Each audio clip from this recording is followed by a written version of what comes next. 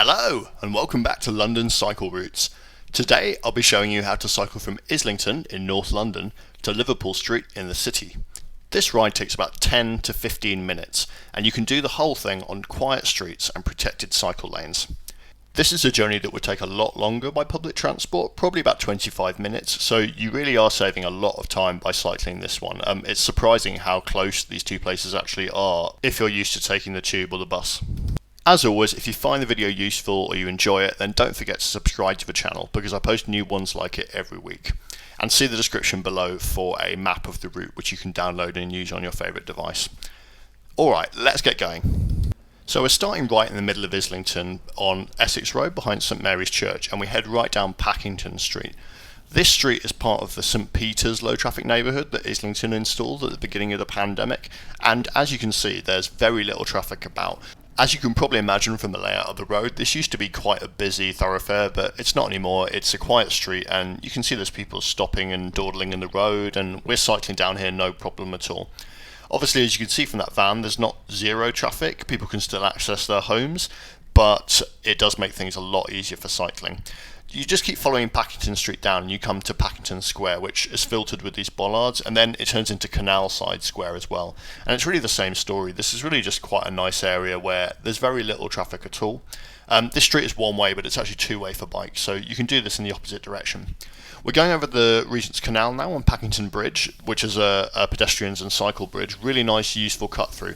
And you can see those towers of the city in East London in the background there, so that's a clue as the direction in which we're heading. We're in another low traffic neighbourhood here. This is called Hoxton West. It's another Islington one. Yes, part of Hoxton is actually in Islington, not in Hackney. I hadn't realised that before I did this video.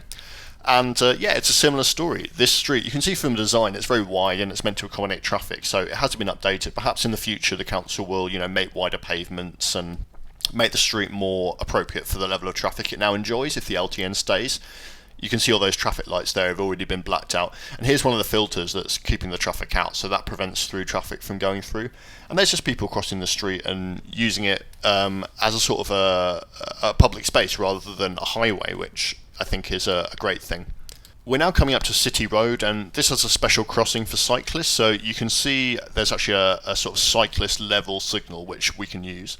And you follow these lines helpfully guiding you to the contraflow cycle lane on Bath Street. This isn't in a low traffic neighbourhood, by the way, but I think it's generally pretty quiet and alright.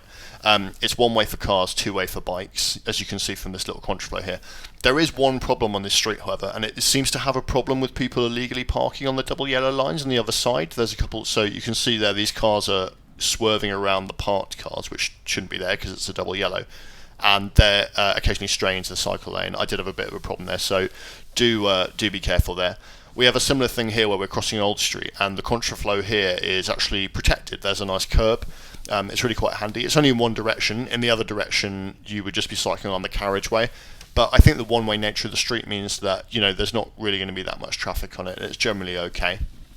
You just follow this old contraflow cycle network round, and you go past a building site here. This is obviously temporary here, but this is actually only a cycle path. You can't get cars to here, so that keeps the whole thing very quiet. We now actually cross City Road again, and there's quite a counterintuitive design there where you're supposed to go up on the pavement and then go across to get to the contraflow. But it's a similar sort of design. We're going on a cycle lane, and yeah, the street is again one way for cars, two way for bikes. We'd actually, up until this point, been following a Transport for London signposted route called Quietway 13, but I don't think you really need to know that. It's really quite an intuitive direction. Now, when you get to this paved square, turn right onto Paul Street, and this street, if you've watched any other videos, is actually quite a useful, quiet-ish route to get into the City of London from the East End, so from like Shoreditch, Old Street. And one reason that it's relatively quiet is because it's mostly filtered, so there's not really much scope for through traffic to be on here, although you might have a problem during business hours because there's a lot of delivery vehicles and stuff around. But you can see this gate ahead of us here.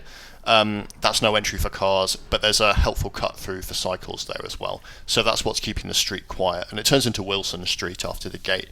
And you can see that it's quiet enough that there's people skateboarding, and there was actually someone on roller skates in the road, which I think is really nice. It's a sign of a street that's had its traffic removed to the extent that people can actually use it as a public space. Now, this is a good time to say, as I always mention in my videos, that if you find it useful, don't forget to subscribe to the channel and like the video on YouTube, because it does help other people find it and it'll also help you find it in future. Now, the incredible thing here is that if you're used to this being quite a long journey when you take public transport, but we're actually almost there. So when you get to this dead end here on South Place, turn left onto Eldon Street. This street is actually one way at the moment because of some building work going on, and it's been narrowed a little bit. If you're doing this route in the opposite direction, then you would come off Liverpool Street and you would go through Finsbury Circus, and that would allow you to go in the opposite direction. But we're okay here. We look for the little drop curb here onto this new pedestrianised plaza. This is actually, believe it or not, Liverpool Street. This used to be a place where cars and buses would go through, but it's now a sort of pedestrianised area. And you can see dead ahead of us, that is Liverpool Street Station. And yeah, that's the whole route. It's incredibly fast. I was actually blown away by how quick that was, because I always think of those two places, Islington and Liverpool Street, as being quite far away from each other. But actually there's quite a decent cycle route which has been enhanced by Low Traffic Neighbourhoods to make it actually really pleasant in the last few months, in the last year or so even.